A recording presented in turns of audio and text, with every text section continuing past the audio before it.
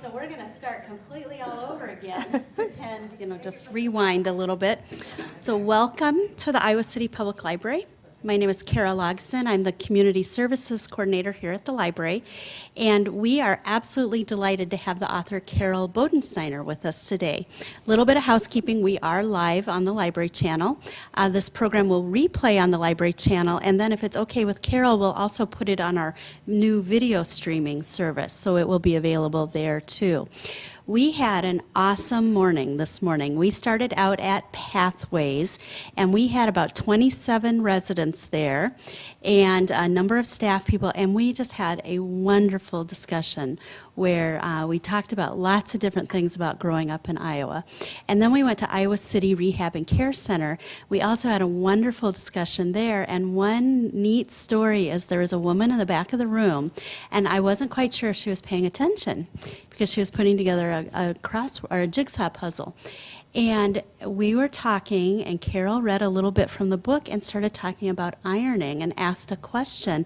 And this woman's arm shot up, and she wanted to talk about that. And then after that, she contributed a lot to the conversation, and it was just awesome to see this connection made. So that was really fun.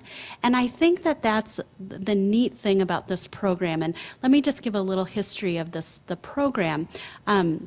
The reading program in the area care centers is a collaboration between Iowa City Hospice and Iowa City Public Library. And what happened is, if you all know June Braverman, June called and she had an idea. And if you know June, you don't say no to June, and she has fabulous ideas. So we started talking about it, and that was how this program got started. And at first we were worried about copyright, we were worried about, making sure that we protect, that we were doing the right thing. And so we were doing poetry, and we were making copies of chapters of books that we had permission to read. And then somehow I ran across Growing Up Country, Memories of an Iowa Farm Girl.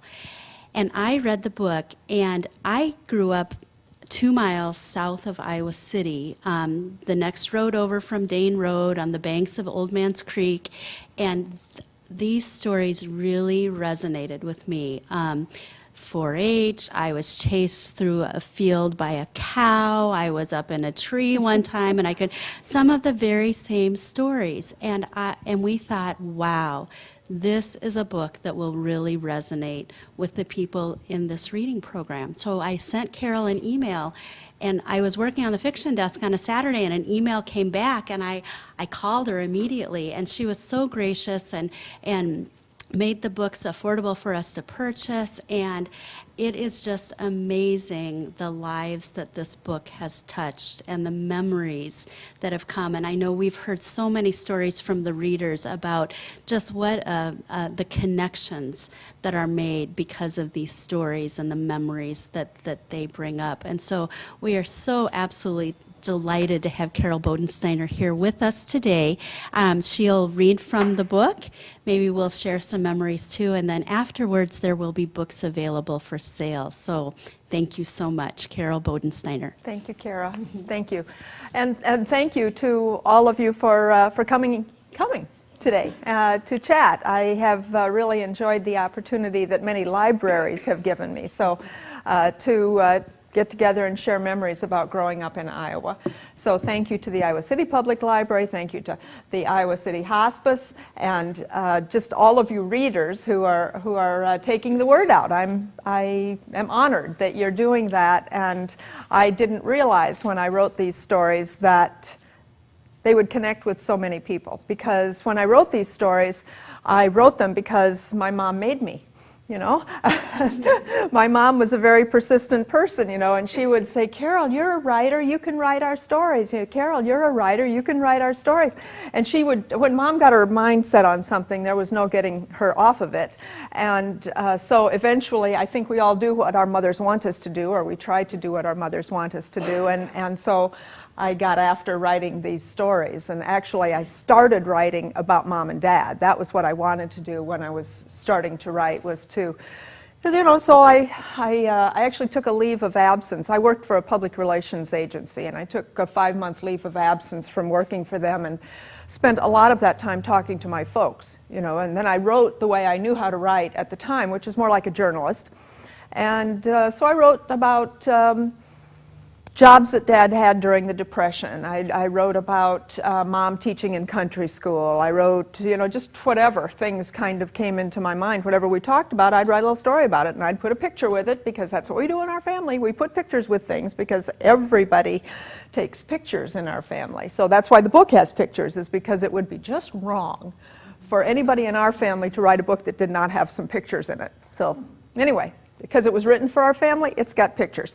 But this is a funny thing about the way memory works, the more I was talking with them about their stories and their lives, the more I would remember things about my life. And so as I was writing their stories, then I would write stories about myself. I wrote about failing my driving test 3 times. I wrote about, just whatever, it was. And, gradually, actually coming here to Iowa City to the Summer Writing Festival, I got consistent feedback from the workshop leaders. What you're writing about yourself is more interesting than what you're writing about your parents. So gradually that became the shaping mechanism for writing this, and they said you can get the information about your folks into these stories. And so that's kind of how I thought about it, and Mom she was I guess my greatest supporter, my most enthusiastic supporter, so eventually I got this written because she kept after me to get it done, and so I'm glad I did. But I wrote it about our family. I wrote it for our family, and I actually didn't think that anyone else would read it. I thought that my mother would read it and that she would make her friends read it, and that would be sort of the end of it. But what do you know? People did start reading it, and that was so unexpected and so gratifying to find out that, well, first off, I don't know about you, but for me, growing up, it's like you're the only one who's living life. It's like your life is the only life that actually is going on at that particular time. And so it was for me, So if we were doing these things, we were probably the only people doing these things.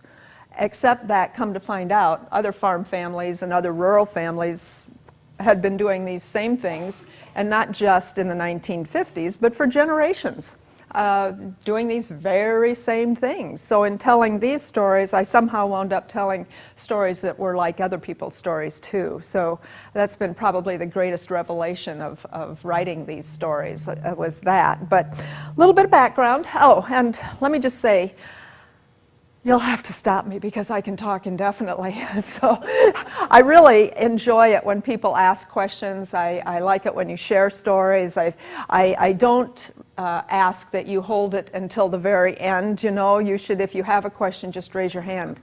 And I will try to stop and give you some opportunities to ask those questions. But also because you have different experience, many of you reading these stories to people, I would like to hear about that. I'd very much like to hear about that. And so what I will do is I'll give you a little background on our family and where we lived and that sort of thing. I'll read from time to time a selection from the book, and I will hopefully remember to let you ask some questions. I will stop to breathe from time to time, and hopefully you will ask some questions then. And then we can go from there, because I can talk about anything, and I can, like I say, talk indefinitely. So, okay, is that clear? Are we all good? All right. Our family farm was in Jackson County, Iowa, which is between Dubuque and Davenport. So our farm was about halfway between Dubuque and Davenport. Hilly country in eastern Iowa, dairy farm. We had cows and pigs and chickens. We were a typical small family farm in the 1950s. And my mother and father got married in 1942, and then Dad was immediately sent into the Army to World War II, where he served in Panama.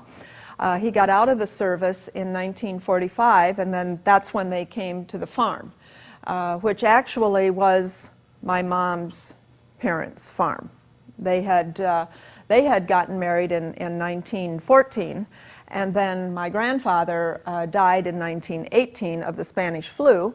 And so from that time on, Grandma elected not to get rid of the farm. She kept the farm, which is, I mean, it's historically interesting to me because I like historical things. But anyway, she didn't get rid of the farm, but it was managed by renters. Renters lived on there between 1918 and 1945 when my folks came onto the farm. And so there was a lot of deferred maintenance on the farm and just a whole lot of work that had to be done. And Mom and Dad jumped into that process. And Mom was a town girl. She had been raised in town, and she just came onto the farm and she said, I'm going to be the best farm wife I can be.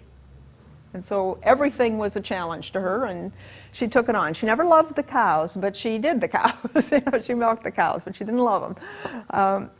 But my older sister Jane, this girl, was born in 1947. I, middle back row, was born in 1948, and our younger sister Sue was born in 1950. And the other three girls on the cover are also sisters in another family. Our parents played cards on Friday nights, and we spent a lot of time doing everything that kids do on farms, creating plays and playing tag and creating house in the dump and just whatever kids do, that's what we did. But so the stories in the book are, for those of you, how many of you have not read my book? Let me start with that. Okay, good. All right, so a little more background. The stories, each chapter is a story on its own about some aspect of farm life, and all of the stories are written from my perspective as, like a 10-year-old. So it's all in that time from maybe when I was 8 to 12, the stories. And so the stories have simple titles. I think it's maybe appropriate to the book, although I don't think I was thinking about it at that time. When I wrote it, it was just like, okay, we have Sunday dinner, we have a cow story, we have another cow story, we have Economics 101, we have the harvest auction, which is about the church auction. So just each one is kind of a story about farm life and how I experienced it. And they don't have a real chronological structure other than that the stories in the first part of the book are maybe when I was younger, and the stories in the latter part of the book are maybe when I was a little older, but they're not in any real chronological. You could dip in anywhere and read a chapter, and it wouldn't matter if you'd read the ones before it or after it. So that's kind of the structure of the book. So let's see. Have I told you enough about that? Maybe. Okay. Let's see. When I think about this book and having written this book and now talking to people about it, I had not published a book before, so I had no publishing experience. I worked at an agency, and so I understood how books got published and so on, but I hadn't done it myself before, and certainly a memoir. I was used to writing for clients at the public relations agency and just dealing with products and services and so on. And because I'd written it for our family, I didn't think about how people might react to it. And so I was surprised, as I said, that there was so much commonality in the way people had their farm growing up experience. And I would look at one area particularly, which is Sunday dinner, as being an area that was very common, surprisingly. How many of you had fried chicken for Sunday dinner? And did we kill them? Yes. And did you kill them? Yes, yes. And we had fried chicken for Sunday dinner. It was just every single Sunday we had fried chicken for Sunday dinner, and so did so many people.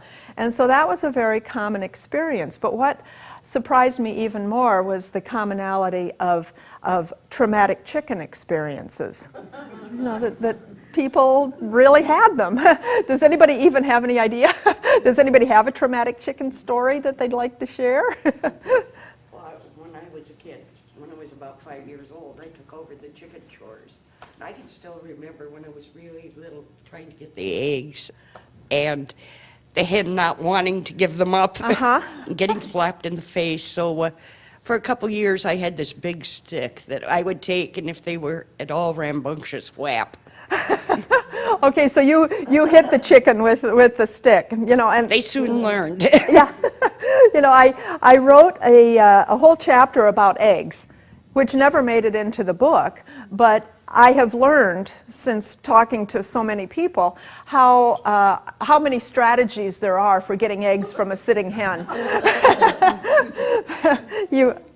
Every Saturday morning would find me out under the oak tree with a pail of chicken eggs soaking, because the hens would lay in the straw pile and break the egg. Oh, and then they'd I get would dirty. let it go until Saturday morning, and then I had to get the egg case filled, and off we'd go to town and sell the eggs. Yep. Get the groceries.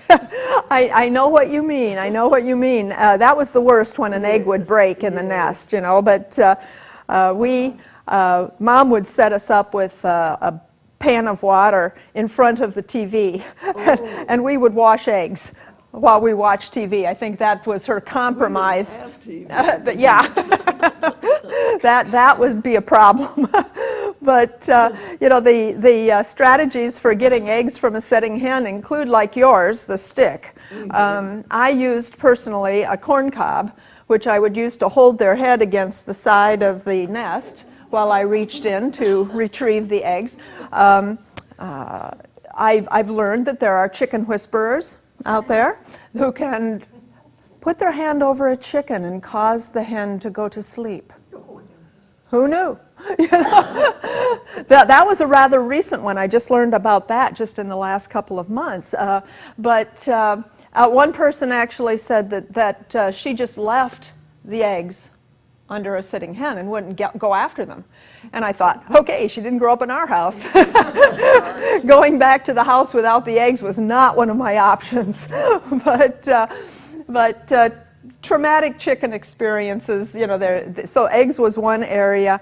Actually seeing an animal, seeing the chicken with its head cut off was frequently a traumatic experience. And that's, I guess, when you think about it, the first time that kids frequently see an animal killed was slaughtering chickens.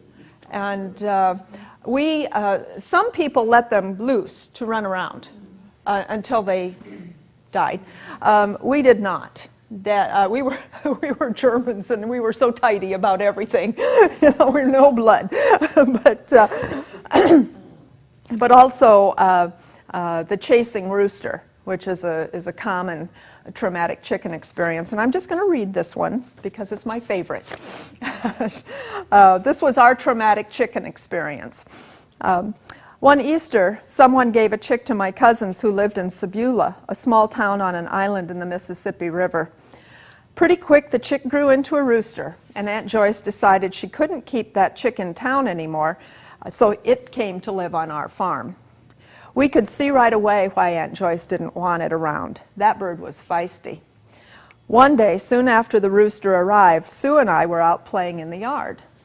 My sister Sue was a tiny thing with big brown eyes and white blonde hair. How that big white king of the coop rooster could see Sue as a threat to his yard is beyond me, but he did. Out of nowhere he came, crowing and flapping his wings, heading straight at Sue. Sue screamed. I screamed. The rooster flew away and then came back. He pecked at her head, jabbed her with his claws, beat her with his wings.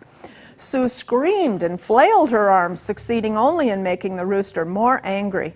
She was no match. And what did I do while my sister was being bloodied by the rooster? I did the only thing I could think to do. I ran for the house. Dad, Mom, the rooster is killing Sue, I shrieked. My heart was thudding so loud I could hear it in my ears. Dad was out of the house in less time than I could take a breath. Mom was right behind him. Dad grabbed the rooster by the head and flung it around in a big loop, snapping the bird's neck before he let it loose to tumble across the lawn. Mom scooped up Sue and whisked her into the house. We had that rooster for supper. These stories that I had when I sat down to write them. And I realized that this story, to me at least, sort of describes how connected farm people are frequently with their food. And we had livestock, and we took good care of our livestock. But the livestock was our food also. You know, so there was not a sentimental attachment to it. Even with calves that we raised, or pigs, or anything, you know, they were meant to be part of the food chain, the process. So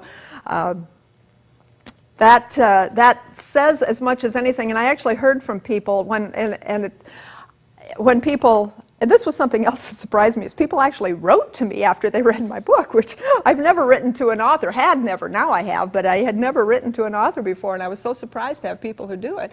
And above all chapters, the Sunday dinner chapter was the one that resonated with more people. And a man actually pointed this out to me, that he could understand that, because women were in charge of the chickens.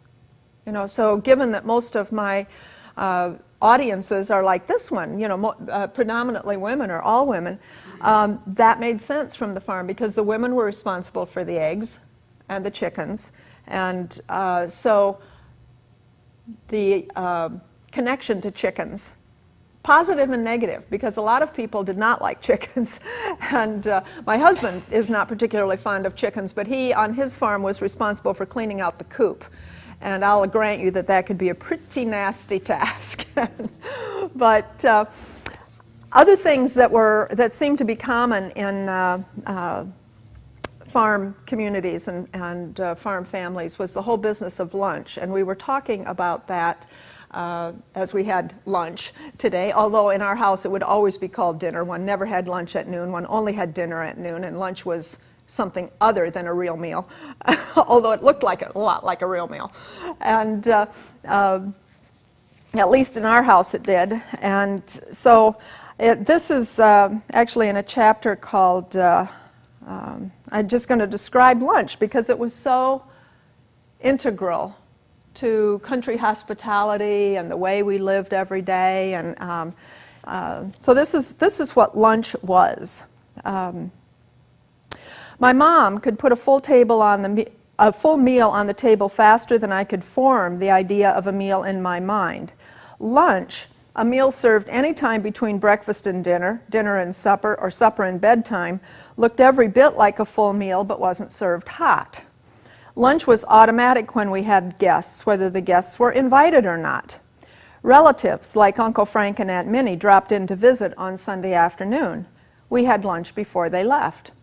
Friends showed up to play cards on Friday night. We had lunch before they went home to bed. Women came for a homemaker's meeting. Mom served lunch. Even if our guests had eaten a full dinner or supper meal only hours before, we still served and guests still ate lunch. And it wasn't just us. When we were visiting, we were served lunch. Any visit by anyone to our farm, any visit by us to any other farm, was occasion to set the coffee pot to perking on the stove and to bring, at the very least, a plate of cookies to the table. This was farm hospitality. Beyond satisfying any real or imagined hunger pangs our guests might have, serving lunch provided an unspoken signal that it was time for people to go home so we could go out and do chores or go to bed. No one ever missed the hint that it was time to leave. How could you be offended when your host sent you on your way with a full tummy? Nor would you refuse an offer of lunch. The general rule was that if lunch was offered, you settled in at the table, shared neighborhood news, and ate. So, food. Our community and our family was all about food. And as I mentioned, the picture taking. Mom would take a picture generally. If people sat down to eat, then she would take a picture of it. So we have an incredible record of food and visitors. And actually, my mom, I come from a long genealogical stock of picture takers. My grandmother, Mom's mom, also took pictures, and we have some terrific pictures from 1910, 12, 14. because she was out there taking pictures of farm life. And so I feel completely justified in pulling out my camera every time someone shows up. Questions or comments at this point? I truly do want to give people a chance to talk. Well, I think the most reaction we've ever had reading was when you were talking about killing the chickens for the Sunday dinner. Picking the chickens especially elicited interest. Did people, did they remember doing it themselves? Did they remember? Most of them did. Uh-huh. Most of them did. And I can, even saying it, I can smell the hot feathers. Oh, who has done it that can't smell that still? What did you had that experience? Oh, it's horrible.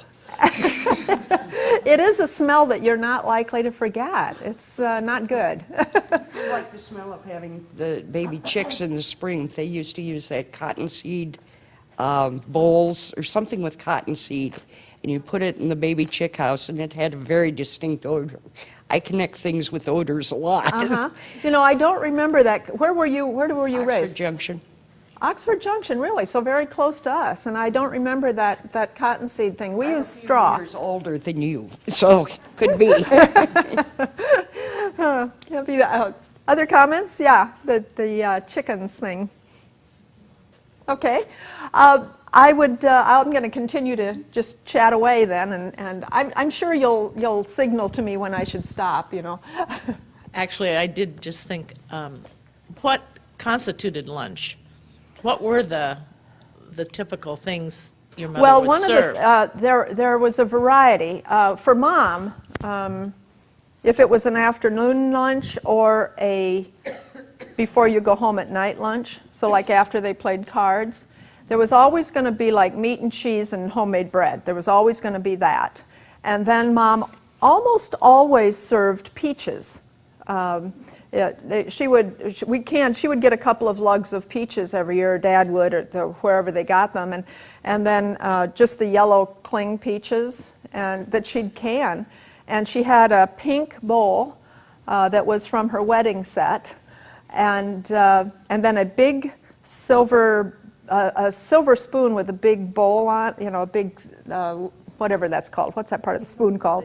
Ladle. Okay. That she served it with, and I will always connect that pink bowl with peaches and that silver spoon, which I still have the spoon, I don't have the bowl, but and then always something that was going to be sweet. So might be brownies or cookies or cake or something like that, but and then always pickles. She canned, because Mom canned everything, so there could be dill pickles or sweet pickles or beet pickles, or I mean, she just put out an incredible amount of food. Everybody didn't do that, but Mom did. Mom equated in her mind taking care of people with feeding people, you know, so those two things came right together for her. And so yeah, that was lunch, and you know, if we went, you know, I'll probably, if I get a moment, read a section about making hay, and when we'd take lunch out to the field, and there would be cake, and there would be sandwiches and coffee, and you know, everything went out to the field then at that point. So the bowl of peaches didn't, but everything else would. You know, it was an incredible amount of food. But memory is tricky, I will say that. And when I was writing these stories, I was always asking my sisters and my mom, do you remember this the way do you remember when that happened? Do you remember when that happened? Most of the time they did not. They did not. Now, you know, if you read these stories, you'll see that a lot of these things were happening just to me in my head. You know, there were things that happened that I never told anyone about until I wrote these stories. So, but also there were things that happened that she might remember. There's a chapter in here called Mulberry Pie, and my mom was a fantastic pie maker, and it was anything that was in season at the time. So it could be gooseberries, it could be blackberries, it could be rhubarb, strawberry, apples, you name it. She was making a pie out of it. But this chapter is called Mulberry Pie because at one point my sister and I, and probably at this time, this is one of the earlier chapters, I was probably 8, which would have made my little sister 6. And we were down in the back 40, which was about as far from the house on our farm as you could get, but we had gone down to play by the creek. And while we were down there, we found a mulberry tree that was ripe. And we'd picked mulberries before. There's a tree up closer to the house, but this particular tree, that's the one we were looking at the moment. And we decided that we would pick mulberries so Mom could make a pie. And we couldn't reach them, no matter what we did. We couldn't reach them, so we decided that we would go up to the house, to the garage, and get a ladder, which we did. We pulled a ladder down from the garage wall and snuck into the house and got a sheet out of the linen closet and carried that down to the back 40. So through the house yard, the barnyard, down the lane, across the field, down to the back 40. And I said to Mom, "Do you remember that time that Sue and I picked mulberries?" And she said, "Well, yes, I do." And she said, "I was standing in the kitchen and I looked out the window and there were you girls with that ladder." And she said, "I wondered where you were going." And I thought, that's such an amazing thing when you think about it, that a mother could look out the window, see her 8- and 6-year-old daughters hauling a ladder and not run out and stop them.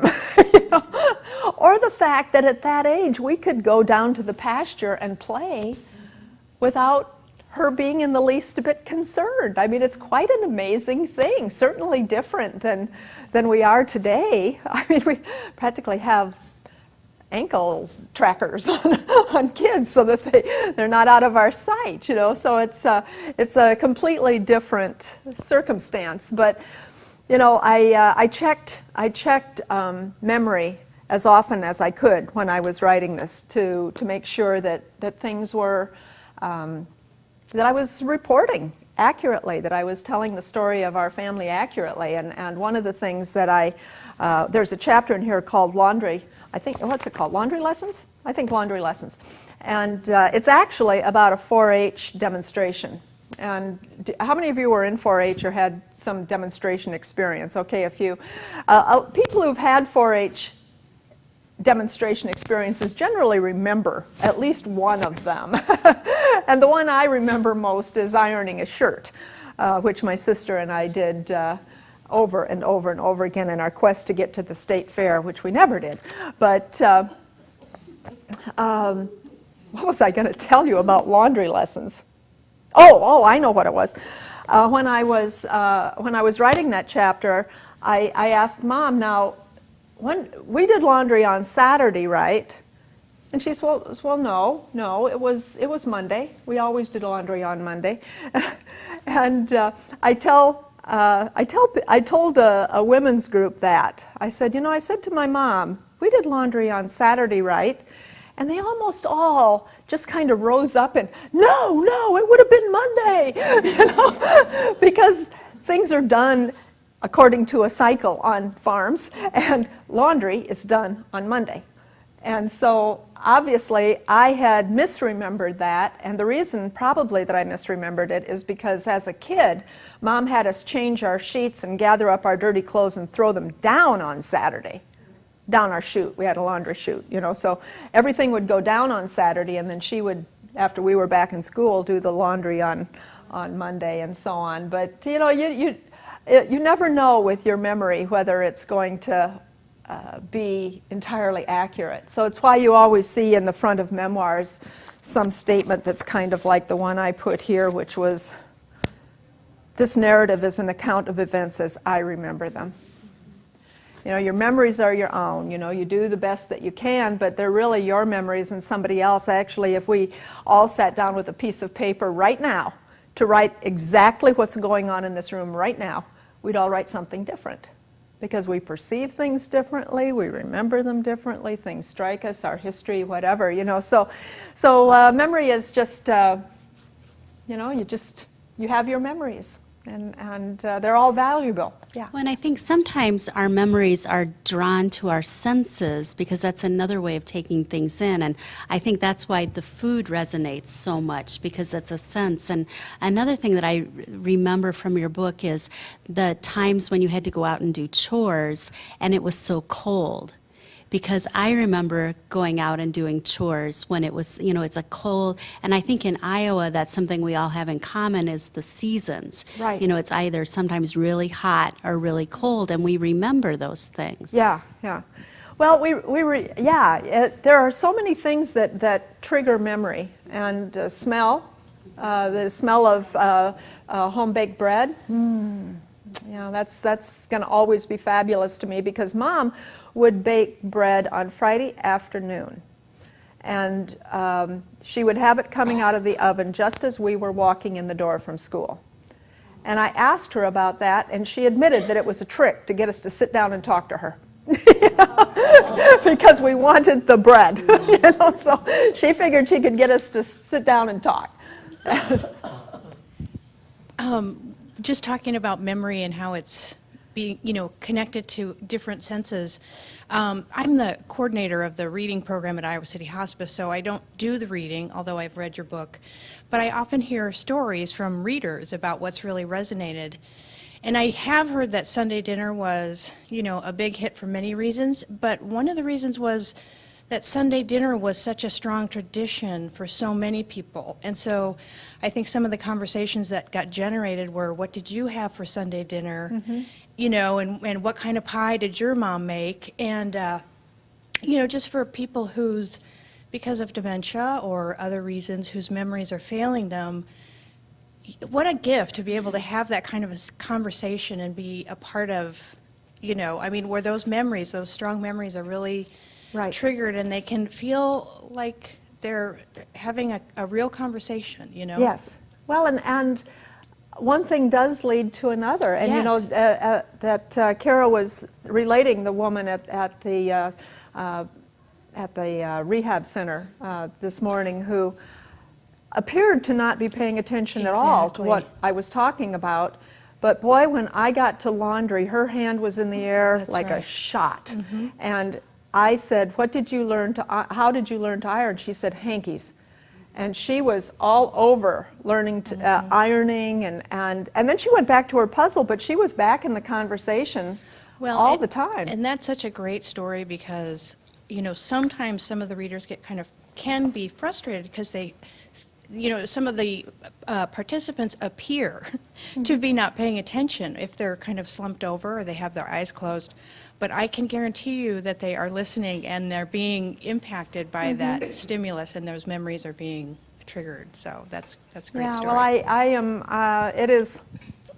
It chokes me. It chokes me up to have when people tell me that they read a story and then someone that they were reading to, and I just, when I posted on Facebook that I was going, the article that Kara had in the Iowa City Press Citizen, and I was going to be here, a friend said, I read chapters of your book to my dad when he was in Wesley Acres, which is a facility in Des Moines, and she said, I probably would have read it all to him, except every time we'd read a chapter, then he'd remember something and and we'd talk about it from his life, and it just does make me tear up every time, because I think that's the greatest gift, the fact that we help people to remember, and then we share it, so I have become a real advocate since writing this book of people remembering and sharing their everyday stories, because these are everyday. There's nothing remarkable going on here.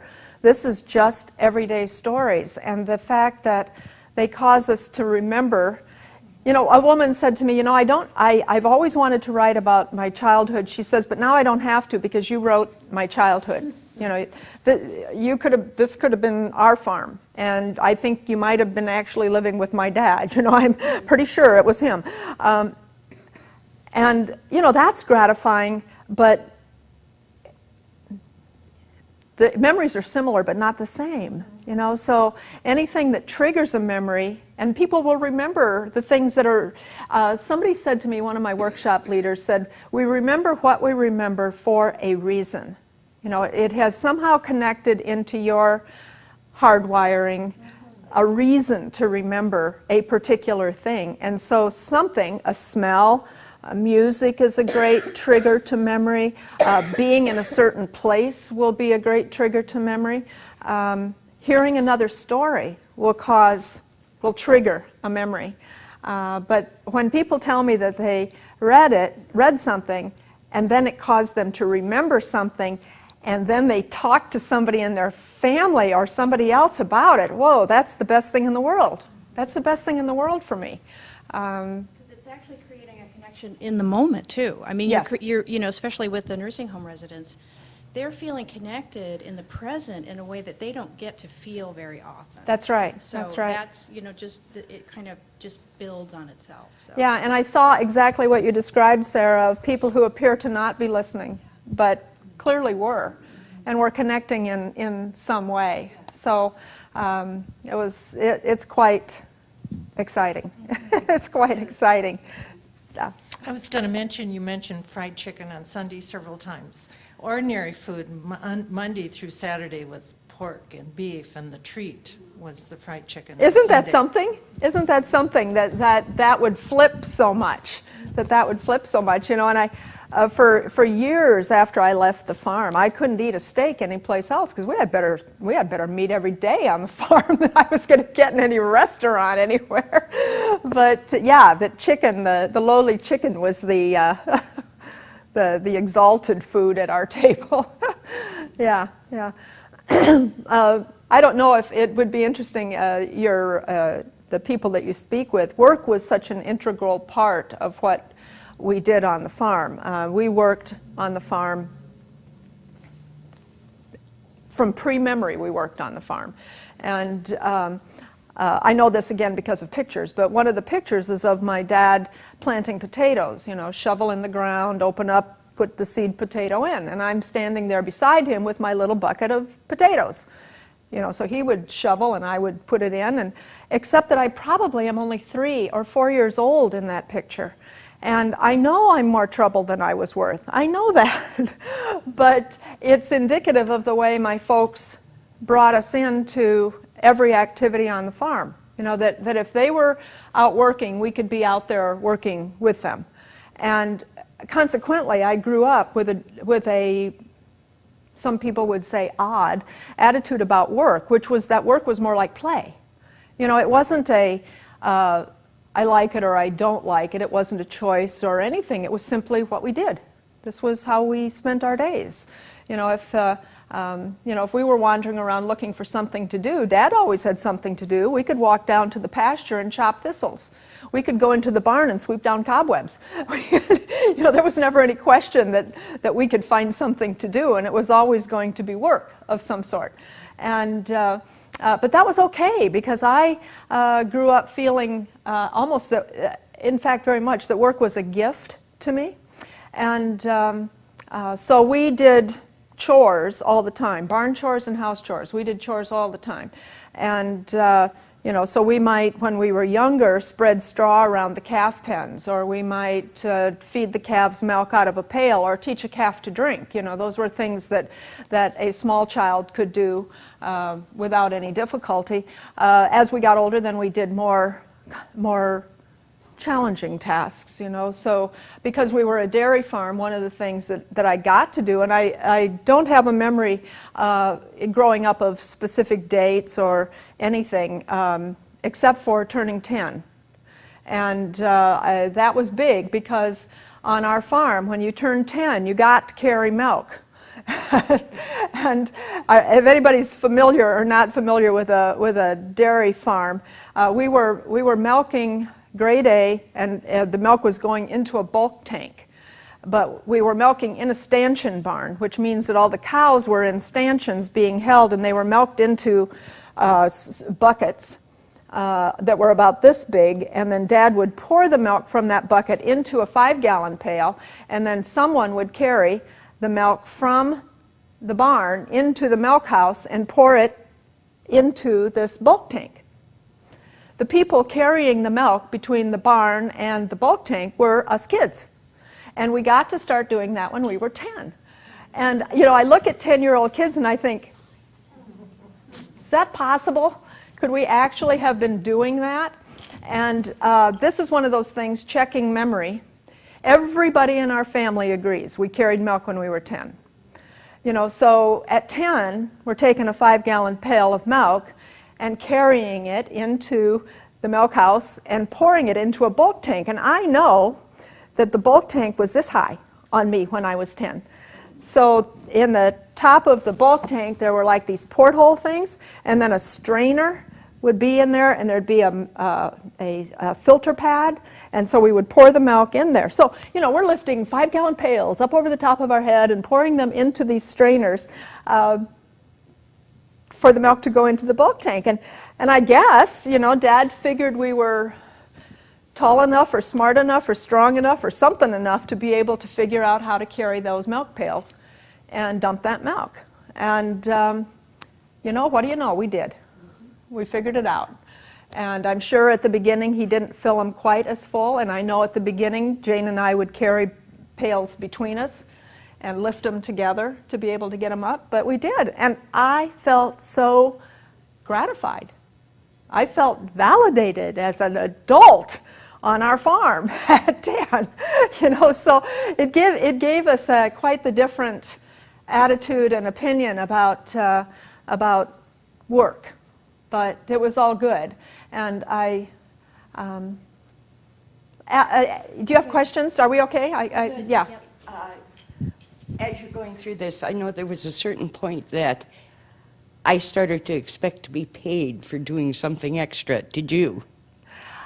We were always paid. Here's what I got paid for. I got paid for picking potato bugs off the potato plants. I got 10 cents a 100. Yeah. I got to pay you bail for bailing hay. No, we didn't get that. We got an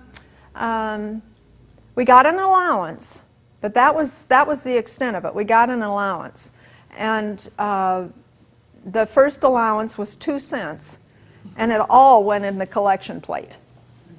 All of it. All 2 cents. And when we got more than that, which I don't even remember how, I can't imagine we ever got more than a quarter a week. I can't imagine it. But Mom would sit down with us and we would figure out a budget. And 10% went into savings. Well, not the first 10 cents. The first 10% went into the church collection plate, and the second 10% went into savings. And the rest of it you could spend if you dared, because we were going to college. And so, you know, you needed every penny that you could save to go to college. And, you know, when I went to college, of course, you know, I think this is a much bigger discussion because of the cost of college today. But when I went to college, I could actually earn enough in a summer to pay for my tuition and books and so on. And I worked for my room and board, so, but you could actually do that. But it's another memory thing. When I went to college, my folks gave me $20 a month, and that was it. You know, so the rest of it I was on my own. And I said, Mom, could that be right? $20? Yep, that was exactly right. That was as much as we could do. You know, so, you know, it's funny, but it all turned out okay, I guess. It all turned out okay. But I do want to say that, again, what I commented on earlier about the importance of our everyday stories and collecting them. I believe in it now like I never would have believed in it before, that every last little everyday thing that we're doing is a memory worth preserving somehow. And I don't know, are any of you thinking about writing, or are you actually writing? Yes, you are. What are you doing? Well, I belong to, at the Senior Center, we have Write Your Life Story. And we meet twice a month to read our stories. And I don't go chronologically right. I go by whatever moved me at the time. I Yes. just spent, I don't know how long, I'm sorry, doing about horseman's going. I went to horseman school. I was born and raised right here in Iowa City. So I would do at horseman school. But since I've been working with the hospice reads now, I read some of my own stories. I read about a Halloween party that I had went to. And the interesting thing that I thought that I got really out of it, the first time I read one of my stories was a trip we had taken to Indiana on the train. And I mentioned because the whole family went. And when I got done reading, one of my ladies said, "Was that Gloria Mathis Lucina? She was in my class at school." That was another way that it relates. Yeah. But I kind of go on themes. I get caught up on a theme. Right now I'm writing about my experiences with the English Theater. They're in the 99th year. Yeah. So I'm well, doing and what you're doing, I applaud you and encourage you on it, because our memories don't work chronologically in any case. Our memories, it comes up. When I was writing this, I didn't know. I got all my shorts in a knicker, my knickers in a knot, or whatever, about what it was going to look like and what shape it would be, and all of those kinds of things. And I was being all in a futz about it. And the another workshop person said, give yourself permission to write. Just, for 6 months, don't worry about it. Yeah, in fact, what I've done was I wrote different stories at different times. And now, because especially like with Horseman School, in fact, even with the Englert, because I also belong to the Reading Theater at the center. And so I did something on the movies. Well, this on the Englert, I'm pulling some of that and adding to it with it. And it seems like you can go back and then you remember other things. Oh, yeah. It took me forever to write the Horseman School, because every time I reread it to make sure I was saying what I wanted to say, I said, "Oh yeah, well then you got to stick this in." Well, and you stick things in, and then maybe you take things out, or maybe it becomes 2 chapters or whatever. But you keep writing, and as I did, and I knew that there were certain things I needed to write about, and one of them, of course, I was going to have to write about my dad. And anyway, I put a sign on my computer at the advice of this guy, and he said, "Just put a sign on your computer. Today I'm writing about the farm." Well, and I'm quite a literal person, so I put a sign on my computer. Today I'm writing about the farm. I thought, I need that reminder. I need that. So anyway, I would sit down. Okay, today I'm going to write about Dad. And I'd wind up writing about the cows every day. Today I'm going to write about Dad, and I'd write about the cows. And I realized that the connection for me to Dad was the cows. So the cow story and another cow story are stories about my dad. They're not stories about the cows, they're the stories about my dad. And, so your mind, you have to let yourself go. Let yourself go and just write whatever comes to your mind, because whatever comes to your mind is what needs to be written. And so you just let it do that. But the importance of everyday writing, when I was first writing and was just writing about my folks and writing things down, one of the things that I wrote about was about canning things. And because Mom had a big garden, and Dad and Mom, and we all had a big garden, and we canned. But anyway, when they moved on to the farm, there was no electricity and no indoor plumbing, but they put in a big garden. So, putting in a big garden is work, but when all that stuff comes out is even more big work. And if you have no electricity, that means you don't have a deep freeze. And so your options for preserving are a hot water bath, or pickling, or pressure cooker. Yes, pressure cooker, fast.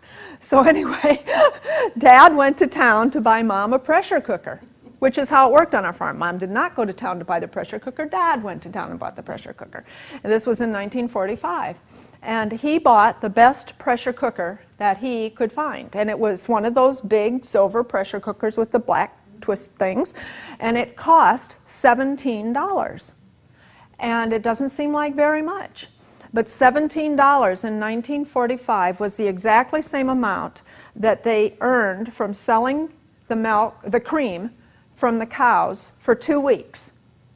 So that was their paycheck for 2 weeks. He spent it all on a pressure cooker. And Mom was still using that pressure cooker 60 years later, so it amortized out quite well. But I wrote this up.